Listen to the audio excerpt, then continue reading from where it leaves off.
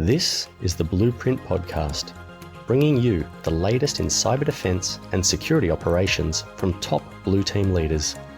Blueprint is brought to you by the SANS Institute and is hosted by SANS Senior Instructor, John Hubbard. And now, here's your host, John Hubbard. Hello, everyone, and welcome to a very special Blueprint podcast season. This is the first of a series of episodes that are going to be all dedicated to security operations, and I'm incredibly excited for this. First, I want to explain what we're doing here in this brand new season. MITRE has recently released a book called The 11 Strategies of a World-Class Cybersecurity Operations Center with the three authors we have on the episode here throughout the season. It's one of the best free resources that is out there for building and operating a security operations center, and something that I think is going to be very, very interesting and exciting for all of the listeners to hear. The first edition of this book came out back in 2014, and it was something that I read and really dove into and loved a lot of the bits of wisdom and knowledge on, and used as a reference for years as I was kind of coming up as a SOC analyst and SOC manager. And when this new version came out, I thought this is a perfect match for what I would love to have on the podcast. And as luck had it, ran into Ingrid and Carson at the Blue Team Summit in 2022. We came up with a plan to make it happen. And now here we are a couple months later, starting our episode. So in this episode and throughout this entire special season, we're going to have all three authors of 11 Strategies of a World-Class Cybersecurity Operations Center joining us. We're going to be doing one episode per chapter, looking at different takeaways from the chapters, explaining the concepts in the book, and kind of hearing everything in the author's own words. So I am ridiculously excited for this, and I hope you all are too. With that, let's go to our three authors here, which we have online, Kat, Ingrid, and Carson. Welcome to the podcast, everyone. Thank you so much for being here. To kick things off, I'd love to do a quick round of introductions. So we'd love to hear a little bit about your history in InfoSec and these topics and what you do now. So Kat, let's start with you, and then we'll pass it over to Ingrid, then Carson. Hey, John. Well, I'm excited to be here, too. So I'm Kathryn Knerler. I've been in the cybersecurity field for a very, very long time. Quite near the beginning of security operations becoming a thing. So I have been doing, threat hunting and security types of things for many years. Currently a department manager at MITRE in cybersecurity assessments. Awesome. And Ingrid? Oh, hey, thanks, John. So happy to be here. I am currently right in between positions with my company, Red Canary, moving from being the senior manager of intelligence over to our threat hunting team, right as we are doing the recording. So when these come out, I'm not sure exactly what my title will be, but somewhere in that realm. I've been doing IT and cybersecurity for about 25 years now. I will show my age there. Done a number of different things, from actually being that hands-on analyst, getting that alert at 3:59 on a Friday afternoon and going, oh, I know what I'm doing this weekend, through working with some of the largest, U.S. federal agencies, helping them to figure out kind of where they're at, where they want to go, how they want to transform their SOCs as they move into the future here. So really happy to be bringing some of that experience and hoping to share that with everybody on the podcast. Awesome. Thank you for joining us. And Carson. Hey, guys. I'm also really excited to be here. This is really cool. I've been working in security since I graduated college, actually since before that. I interned at MITRE over 20 years ago. Yes, I'm old. I come by every gray hair naturally and honestly. And most of it's been in security operations. And that's taken me different places. Left MITRE about 6 years ago. I'm at Microsoft now. I'm an investigations team lead in the Microsoft Security Response Center, MSRC. So that is a very fascinating job, defending the cloud at scale. So, and this is going to be fun. Yeah, we got the dream team here of defenders. So really excited to get into this stuff. Today, on this episode, what we're going to be covering is Chapter 0 in the book, which is titled Fundamentals. Some stuff to kind of kick us off as we go on this journey throughout the entire book. We're going to be covering some of the core pieces of prepping to make the best security operations team that you can, and kind of talking through the major sections of each part of the book. Chapter 0 focuses on some things like the importance and the role of the SOC, the SOC functions, as in what is the SOC actually doing and what might you include in that and what might you not include in that or why. Some of the basic things to consider as you're building up a SOC team, and people, process, and technology, and the need to do that at speed. So it's really, really important groundwork. Let's kick this off with a kind of just basics about the book. Just so everyone's kind of familiar with why we have the second version and where all that came from. So I'll toss this out to really anyone who's wants to answer this. What inspired this new version of the book? Who is it for? How should we read it? How can we approach this new version? So I'll jump into that because I was at MITRE at the time that the book was being considered, and in my department, a few folks we were all talking about this because the first edition that Carson had written was so popular with, our sponsors, with the people we worked with, we knew within the community. But we also recognize how fast cybersecurity changes. And so when we started talking about this, it was actually probably even like 4 years ago. And we were starting to think, oh yeah, you know what? It's time to do an update. Maybe we should do this. Having conversations about how we wanted to go about that. Bringing Carson back in.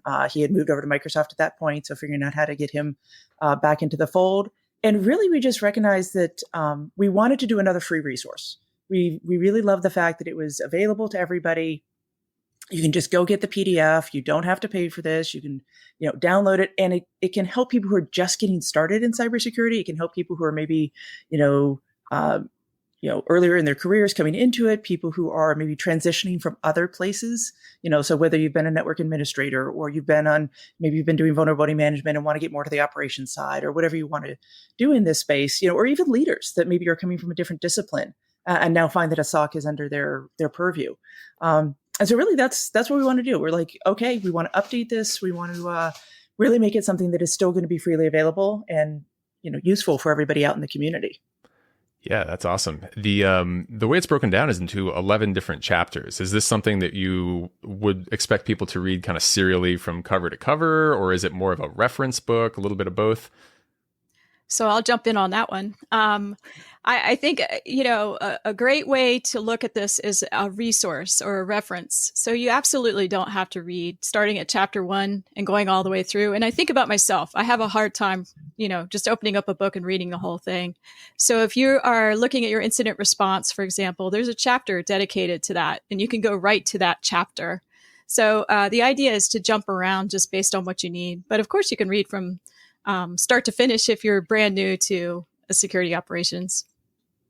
That's awesome. That's one of the things I know that I was doing for a very long time with the previous version of the book. It's super useful to have kind of as that just reference file somewhere in a folder that you can get to, like, oh yeah, what was I supposed to do when this happens? Or what's the components of this other thing that maybe we're trying to build now?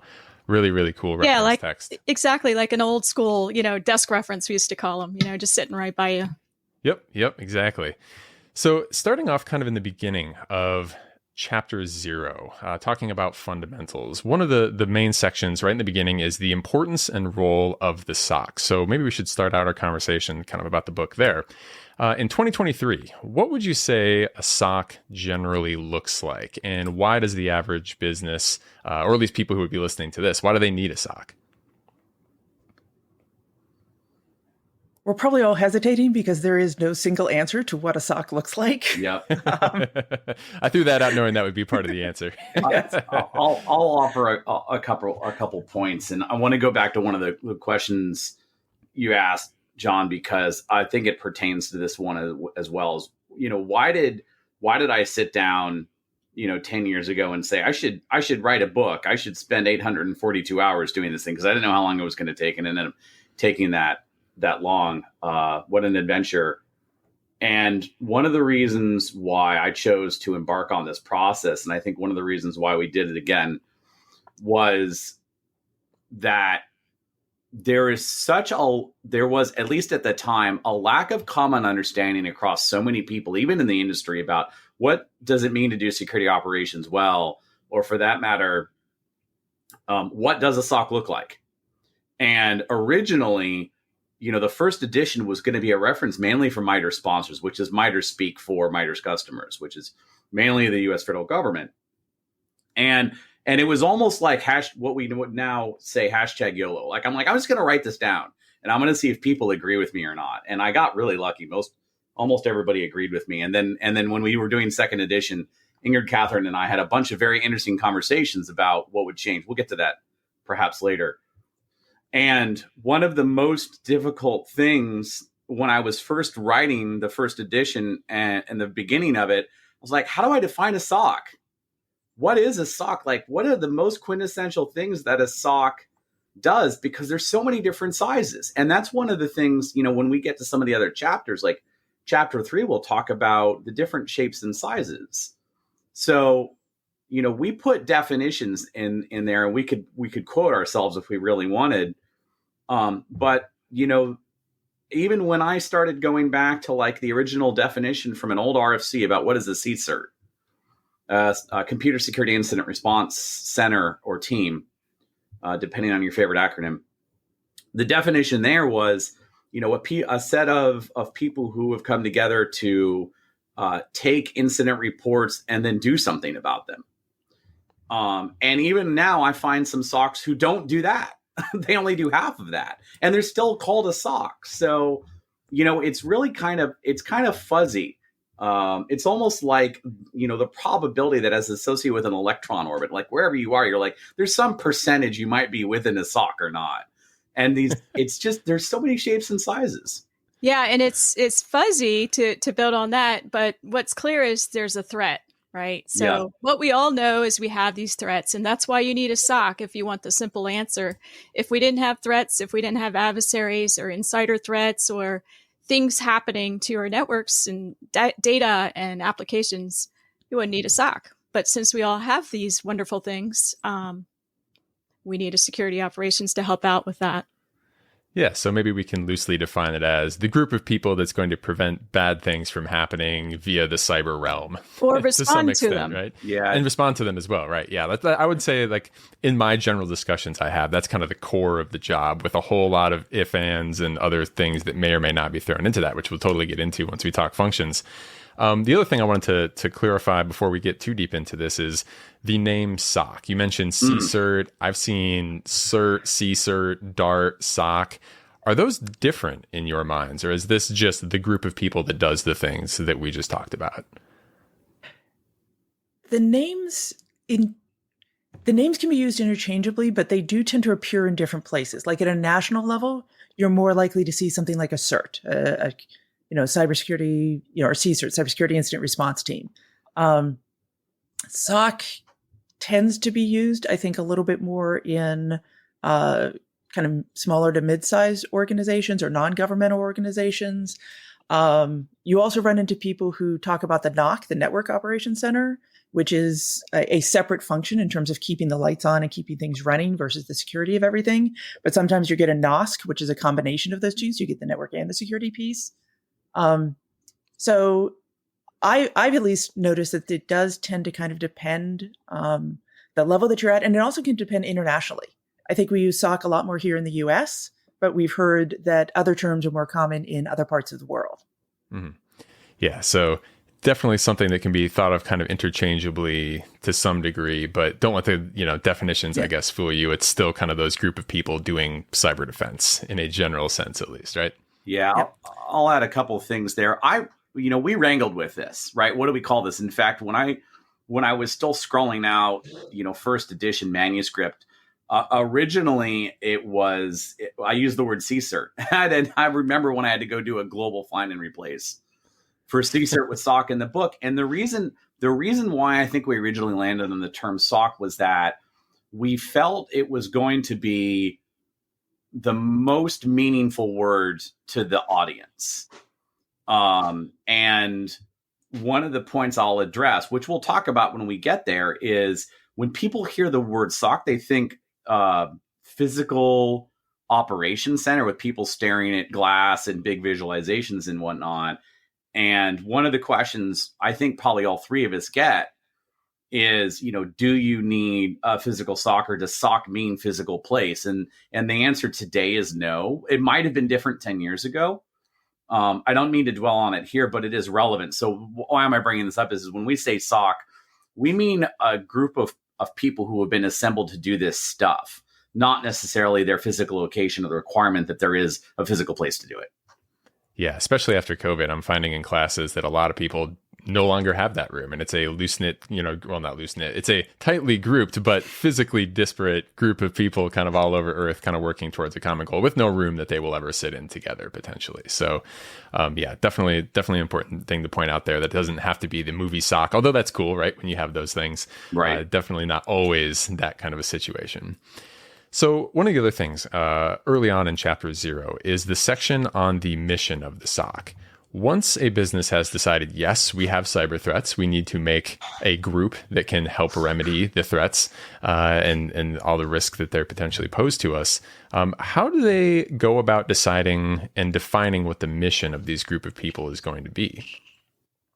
Yeah, that's a great question. I think the biggest thing we can say here is that it's not a one size fits all. You really have to look at what are all the different things that you do. What are the business or missions that you're looking at protecting and defending? And, how big is it geographically dispersed? Is it bigger than a bread box? Do I only need 2 people or do I need 100? There's a lot of factors that go into this, and I'll hand it over. And we'll get into this a little bit when we get into strategy 1, know what you're protecting and why, and understanding that mission. But it really is sitting down between the security people and the leadership and having that discussion about what they are trying to protect. What are you actually, like the SOC is not, for most businesses, is not their mission. And even for those organizations that are doing security operations as their job, they will also still have an internal team that is protecting that organization. And so you really have to figure out what it is you're trying to protect, why you're trying to protect it, and then align the functions that the SOC is doing to be able to optimize how you're doing that piece. Is this a mission, right? Is that something that you would have like in a single clarified statement somewhere? Or is that more a general sense of like the scope of the job, the assets that they're protecting, but not like a one, like a mantra or something like that, right? Is it one succinct thing, or is it kind of the whole concept of operations and everything else in the way that you're using it here? I think the when getting a crisp mission statement written down for the SOC, or a set of services or a set of functions, whatever they may be, getting that written down really helps. And it helps for the SOC itself. It helps for its customers. It helps for its executives, right? And we go into that in a little bit more depth in strategies, I think 2 and 3. One of the themes I'll reiterate many times throughout all this is that the SOC at almost every layer of abstraction is engaged in this breadth versus depth trade-off at literally every, and Ingrid opened with this, when she presented the overview of the book at the SANS Blue Team Summit last year. And it goes all the way from deciding your mission scope to, am I done with this incident or not? And everything in between. In fact, when we talk about what is the SOC going to do, it's an inverted and weird conversation, because oftentimes it is a function of how many people and how much tech did we throw at the problem, and less about a deliberate decision on what are we going to go do. And usually it's kind of like you meet in the middle and you figure it out, because as you go on and you get better at it, you see more and you do more. And it's this weird experience where you're never done. And you're never done, and you're never complete, and you never feel like you're doing it all, because, the goalpost keeps moving. And you'll see us talk about that a lot. Yeah. And just back to the mission statement, coming up with the mission statement is, the thing about a SOC is it's operating in context of a larger organization. And so you may already have an IT organization that's doing things like, vulnerability management and some of the basic things. And so the SOC has to figure out the mission part for them and how they fit in with the IT organization. Ingrid mentioned a NOC, a network operating center. Same thing. So if you have a NOC and you're forming a SOC, it's real important to have that coordination together. Yeah, so it's a little bit of what do you have the ability to do, what do you wish you could do, and then where those kind of Venn diagrams or the circles for the Venn diagram overlap, like that's what we'll do, but that definition may adjust over time as the team grows or shrinks, or you get into different projects or other various needs for the business. One thing I know you all wanted to discuss early on in this is the importance of definitions throughout the team and throughout kind of your mission statement and everything else. How would you phrase that conversation, and what is the importance of everyone kind of being on the same page when it comes to definitions of terms and everything else in the SOC?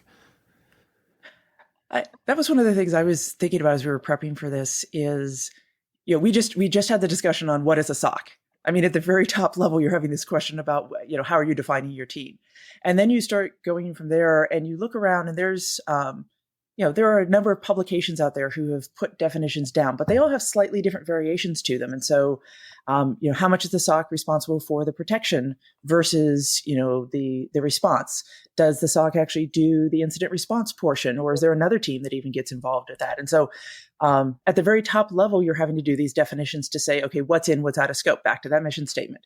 And then you start getting down into those terms of, we were all just chatting about this before we even got started today. What's an alert? What's an event? What's an incident? How do you define those?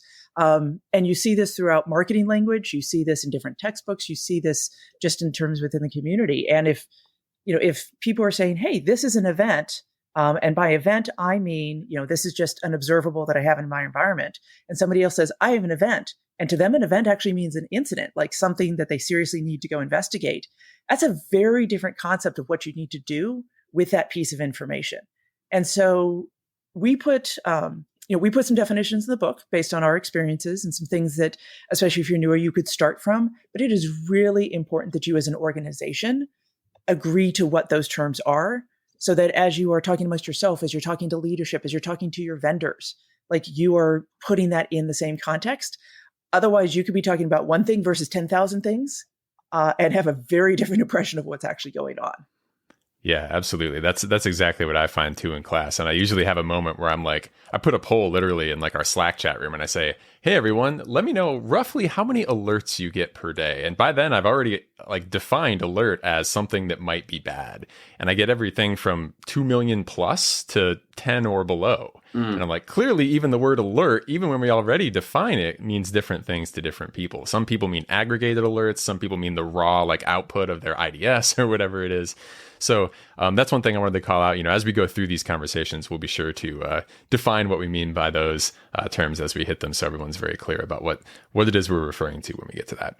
So I think I'll add one real quick thing to that is people often think, oh, this is going to come up at the beginning, right? When we're forming the SOC or when we're just opening this up. And I'm here to tell you that I run into people who've been doing this stuff longer than I have, who will sit there and have an argument about like, what does false positive mean? And oftentimes, just like Ingrid was saying, it's contextual and it's objective dependent, and people like time to whatever metrics, like it depends on what your perspective and your objective is. And that's actually, this is one of a bazillion of examples of why is the book free? The book is free for a lot of reasons. One of them is it's more valuable to me. I would suspect it's the same is true for Ingrid and Kathryn. It's more valuable to me for the book to be free and available, so that when people are having these conversations about anything, including the basic definitions, they have this as a reference they can share and haggle over. And our definitions may not be right, but they're at least based on what we saw out there, and synthesizing those experiences together. Yeah, it puts kind of a stake in the ground and says like, maybe it's not 100% perfect, but it's 95% of the way there. And at least kind of we know what this thing means when it says this, right?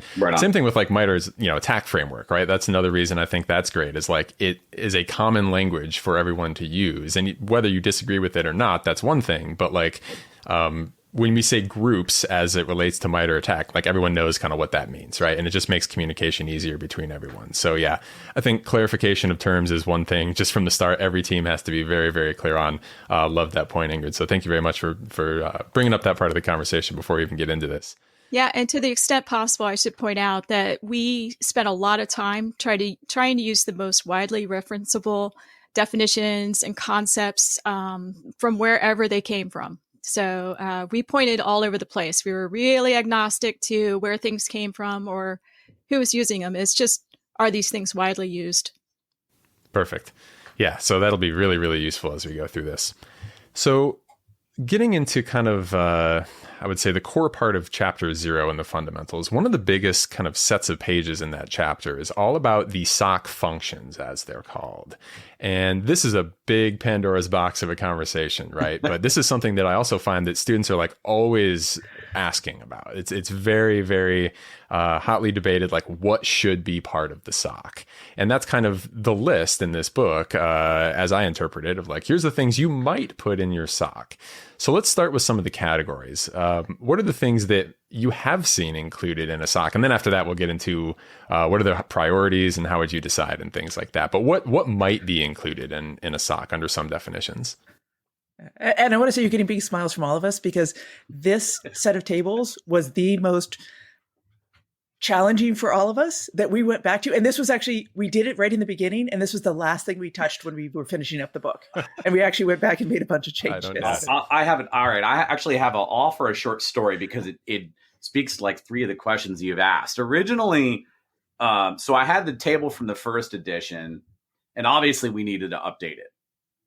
And I think Ingrid asked, she's like, so what should we do? Like, we were just getting started on writing the second edition. Like, what should we do? And my immediate like knee-jerk reaction was, just to pull the set of functions from first. It's good. And lots of people respect first.org. And we'll just use that. And she's like, are you sure? And then I started reading it, and I'm like, then I said no. And the reason why I said no is, and this goes back to scope and intent, is the scope and intent of writing this set of functions down was not just what people who are customers of the SOC see, but it's there in part to support a meaningful conversation about how is the SOC spending its resources. And some of the ways it spends those resources aren't necessarily externally visible or visible to everyone. I'll give you one just random example, is the tool and engineering administration functions, right? It's a very meaningful conversation to have about, are we doing this or don't we? But it may not be visible to others. So that's just, being very meta about this. I wanted to point that out. So just to clarify, first.org, it's a forum of incident response teams. So shout out to those folks, been around since the late 80s. We started with that actually. Yep. And then we moved from there. Big shouts. Yeah, for sure. And I think some of the areas where we really felt like we wanted to add on to that was thinking about CTI, thinking about hunting, analytics, how that has really become so core to the SOC advancing itself. Not just saying, hey, we're going to use a tool out of the box and accept what's there, but really building your own analytics, figuring out how to, learn from your own environment and improve that over time. And then bringing in that threat intelligence and making sure that that's going to really inform how your SOC is operating. And then Carson touched on this a little bit, but that engineering piece, within the SOC, sometimes SOCs do this themselves. They are responsible for their own architecture, their own engineering, their own integration. Sometimes you have to partner with another organization. So you might have an IT organization that actually does this for you, but understanding that these are things that have to happen. And then you can have those discussions within your organization, within your constituency about who actually owns this. So this list is really long. And these are all things that ideally you want to do, but it wasn't to be, hey, your SOC has to do this. It's really, what are your boundaries? And if you're not the one that owns this, who does own it? How do you make sure they're doing that for you? And how do you create those relationships and those connections so that you're getting that function to enable the SOC? And so that's really what we look at this and say, okay, who's going to manage the SOC enclave? Okay, somebody has to do that and make sure it's taken care of, no matter who does that. So have seen SOCs with all of this, but not necessarily a requirement.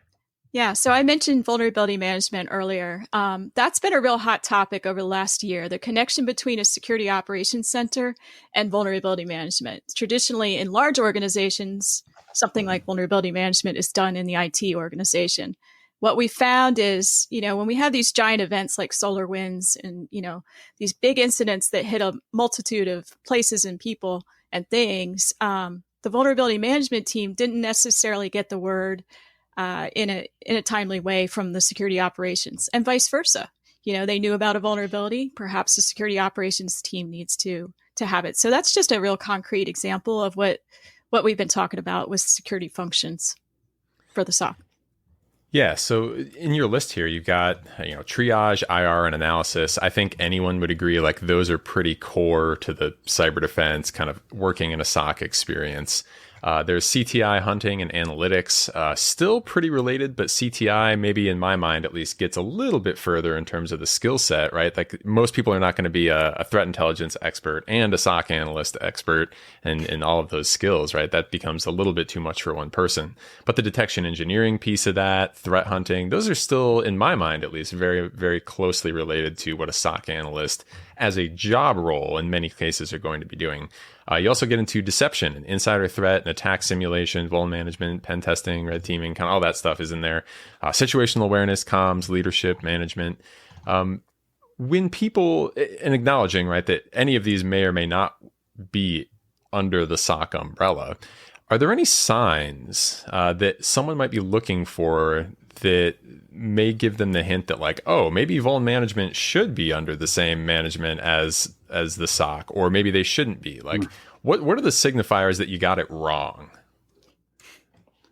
There's a bunch of pieces to this. I mean, I've been having conversations with people about, what aspects of vuln management belong in the SOC and don't, as recently as just a couple weeks ago. And someone approached me after a talk I gave at a conference recently and kind of asked me about this. And it's this kind of weird, awkward conversation about where you draw the line, because there's no perfect answer. Let me give you some very concrete examples. Everyone is in agreement that there needs to be an apparatus somewhere in the enterprise that does things like routine vulnerability scanning, giving the results out and then kind of driving both awareness and actioning against those results, so that, the system and owners and whatnot, business owners, act on those results. And then you kind of have this interesting spectrum. And then on the other end of that spectrum is, hair on fire, log4j is vulnerable. Where is it and what are we doing about it? And, or, insert the CVSS score 10 hair on fire vulnerability du jour. And what happens is a lot of security operations centers end up becoming the default apparatus for driving that, because they have both the expertise to understand the vulnerability, the threat, find out where the vulnerabilities exist in the enterprise, and notify a bunch of people about it, which sounds scarily similar to many of the other incidents that they handle. So, what to do, and where do you draw that line between emergency investigation and notification and routine? And that looks different for different folks. I think probably one of the most important things to point out is wherever you draw that line and however you're structured, you're going to need to have that routine communication and collaboration between the SOC and that other entity. And you're going to see this pop up all over the place. Sophisticated SOCs and large enterprises will end up having a Rolodex. Sorry, that's an old term. I've been doing this too long. A list of contacts that ends up being very long, even in modestly sized enterprises. I digress. Yeah, I think there's two pieces here. So one is, are the two pieces informing each other? So it's less about do they have to be together and more about are they doing that communications? Yeah. And so if your vulnerability management team is informing your SOC and the SOC operations are informing vulnerability management, doesn't matter where they're situated as long as they're doing that. And then are they each able to do their mission effectively? So vulnerability tends to be more on the prevention, more on, it may be reactive depending on what's happening, but a lot of times you're trying to get ahead of things that are happening. The SOC has more of that, detect and respond mission. So they're doing things that are more active. So do you have things sitting in the queue for the SOC that are not getting done because you're doing scanning for something? Or are you scanning for things, but then you're not actually able to remediate because you need to turn around and go look at what's sitting in your queue on the SOC side? A lot of that even comes into just the size of your organization. And so if you're a smaller organization, you might have these things, more grouped together, and you're doing those trade-offs of where you're going to find, the importance of them. If you're a large organization, you might be able to have separate teams and be able to focus on them. And then you need to focus on the communications that goes between them. And Kathryn, I'm sorry, I started talking over you. Yeah, no worries. So I was just going to add that the connective tissue between vulnerability management and a SOC is about prioritization.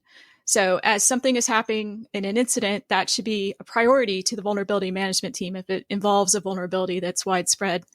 And vice versa. If the vulnerability management is seeing this widespread vulnerability that hasn't yet been an incident, they should be informing the security operations, just to give some connective tissue there. Yeah, I really like that pragmatic approach of, well, here's what the teams have to do. Are they doing it? Yeah. Because if they're not doing it, that might be the sign that maybe something needs to be adjusted here, right? Excuse me. Especially if communications are the issue, right?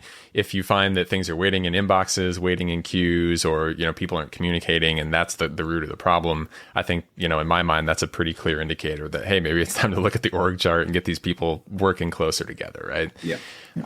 One of the other questions that came to my mind is kind of about the other things lower down the list of SOC functions, the situational awareness, the comms, the training, leadership, and management.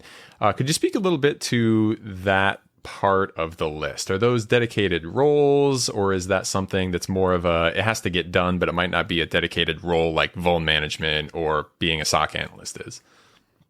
Yeah. This is one of those areas we really went back and forth on, because many of these are not dedicated roles. They are things that you do within, like metrics, you should be doing across all of your different teams. Management gets involved, individuals get involved, everybody gets involved. But we started to put them in a paragraph, and then we're like, they are too important. You have to have these top of mind. You have to make sure that they are addressed.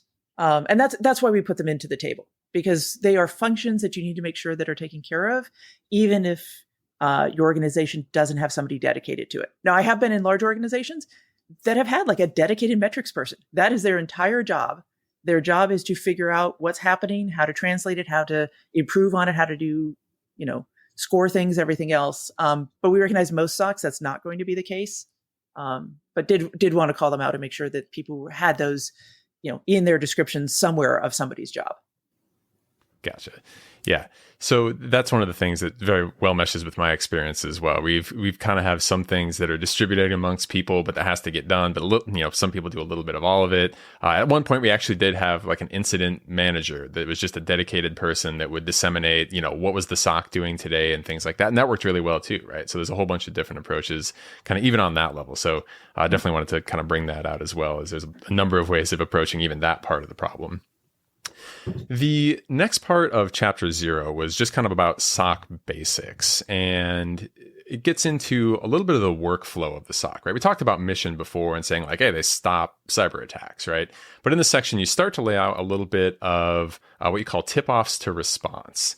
So could one of you speak a little bit to like what is a SOC doing at a very high level, from receiving alerts to dealing with the problems and the things that maybe happen in between? Is there a way to break that down and start to think about what are those more individualized steps in that process?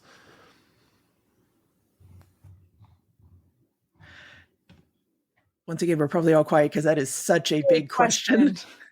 I'll start. I mean, there's a bunch of analogies here that a lot of people use. You're not usually going to get very far in a conversation about the kind of daily business rhythm or ops tempo of a SOC without talking about things like kind of that downward funnel. Everybody talks about the downward funnel of data to cases. And this goes back to the conversation about the definitions. And that goes from, data. People like to say this different ways, from data to events to alerts to cases to incidents. And we kind of talked through that. And we show the different parts of the SOC interacting. And one of the things you'll hear me say probably at least 5 times in this series of these episodes that we're going to do is how necessary it is for the people doing this, participating in this funnel, to be communicating and collaborating pretty much on a daily basis. Especially when we go from, billions of observables to the small number of cases that are of major significance. And, people ask me, why do you like doing security operations? And I say, I give them lots of different answers, ranging from, well, I sometimes enjoy going Mach 2 with my hair on fire. And I don't have much hair left, ladies and gentlemen. But one of the reasons why I enjoy working in security operations is the sense of fraternity and camaraderie that a group of people get when they're oriented against a threat. I think Kathryn mentioned this earlier, right? Is that orientation towards kind of a common outcome, which is one of the reasons why I see these groups come together so much. And it's so great to see. It's so great to see. So, that daily rhythm of turning all of that data into business outcomes, I think is what makes SOX distinct from a lot of other cybersecurity business functions. Yeah. And as you're thinking about that process of how you go through, and this goes back to the definitions we were talking in the beginning, like, for the book, we say, okay, an event is like any observable occurrence, within a system or a network. And so that's kind of the first thing is, hey, something happened. There's no good, there's no bad, there's no, knowing whether it's something that you have to act on or yet, not. It is just something that happened. And so you're probably capturing that. You're going to put it into your tools. And then you're going to figure out, okay, is there something more here? And so we use the term alerts. Those are things where you've actually gone into that event and you've said, okay, because of what we know, because of what we expect to be normal in environment, what we've learned through threat intel, something else, like, is there a notification, that something has happened? So it kind of picks out from that environment. And we talk a little bit about in the book about like contextual sources. So things that are like your logs or your media memory images that are things that are just kind of there versus, like something where your machine learning has gone in and actually said, hey, there's something here that's different than we expect. And so that's kind of something you can act upon. And then from there, you're going to take all of that and figure out, okay, do we actually have something that is, elevated to an incident? And Carson threw it a couple other steps here. There are a lot of other terms that you can use, but you're really trying to move through that funnel of, we have a whole bunch of stuff over here that happened. Okay, now we're starting to put some context on top of it. Then we're trying to go through, we also use the term triage, which is that process of trying to evaluate all of those things that come in. And then you're trying to say, okay, out of those, 10,000 events that were there, this one is actually an incident. It is not something that we actually want going on. This is something we need to go deal with. And so there is that whole funnel process. There are all of these different pieces. And a lot of other terms that I haven't mentioned that are in our definitions and part of the book too. And things we'll talk about more as we get into later strategies about incident response, about kind of data collection and tools and technologies and whatever. So yeah, and one of the more recent kinds of data that we've been drawing into, how do you do this workflow and how do you insert some reality into whether something's an event versus an incident, is using cyber threat intelligence, or CTI. So knowing a lot about your adversaries before there's an incident can help, like what's really going against your mission, who's out there, what groups, what kinds of threats do you have to think about ahead of time. And this will help with that workflow and being able to run through that funnel over time. Yeah. And automation.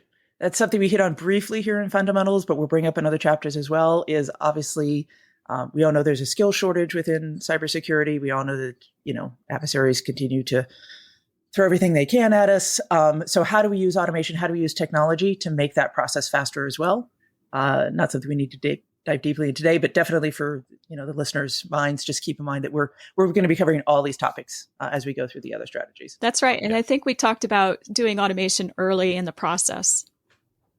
Yeah. Yep. I'll offer two additional points here. We could talk about like just this question for hours, and I'll hold myself back. There's two things I wanted to mention. One of them was one of the things that is surprising to people approaching this whole topic anew is how little confidence we have in so much of our data, in particular alerts, right? Anyone who's spent any time in front of any of the tools that we'll talk about will quickly realize most of what I'm being presented with is not actually bad.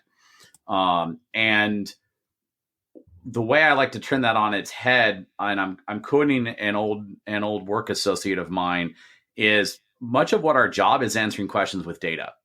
And that's one of the things that makes this thing we call security operations so exciting, is it's constant puzzle solving. And everything that gets in our way of puzzle solving can seem like a frustration. Ask me how I know. And that everything that enables us, it makes us happier. And the other thing I'll mention, and that though goes both to this downward funnel, and one of the earlier questions you asked, John, was as we've gone along as an industry for the last over 25 years now, and as individual SOCs mature, they realize, and we talk about this in strategy 4, is there's many different personas and roles and areas of expertise in the SOC. And it feels a lot more like a sports team where a lot of people have different nuanced expertise than, you're just an analyst, right? Well, guess what?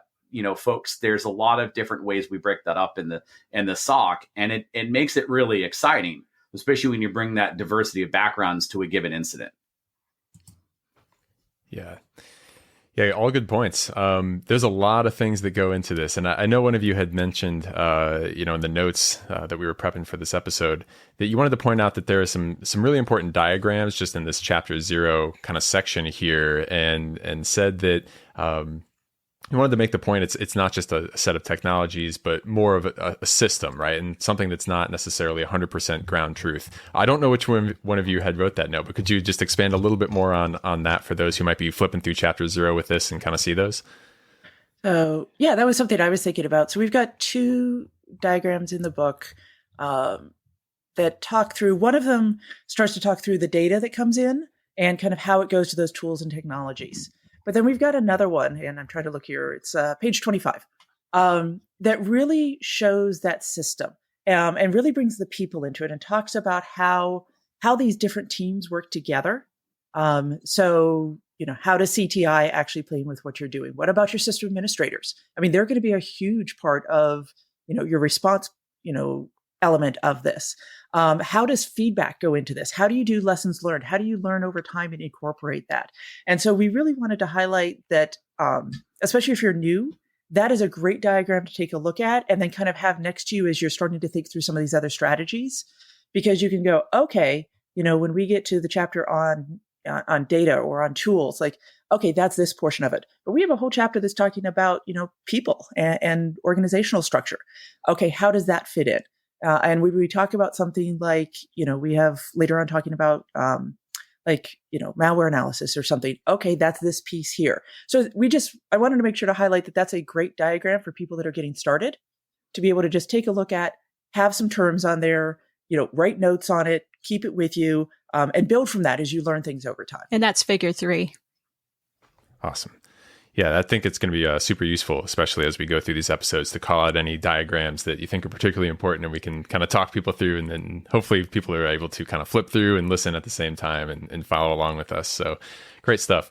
The kind of final section of this first chapter here was titled People, Process, and Technology at Speed. And what I wanted to bring up here was, you talk about ops tempo. Could you talk a little bit about what do you mean by the phrase operations tempo and why that's important? I'll take a crack at this, and we're kind of wandering a little bit into strategy 1 and situational awareness. So I'll be brief. The SOC, its people, its processes, and technologies, are a bounded set of resources, whereas both the enterprise and the threats together can seem at times unbounded. So we're constantly making choices about how to expend those resources with increasing efficiency and effectiveness against what seems like an unbounded problem.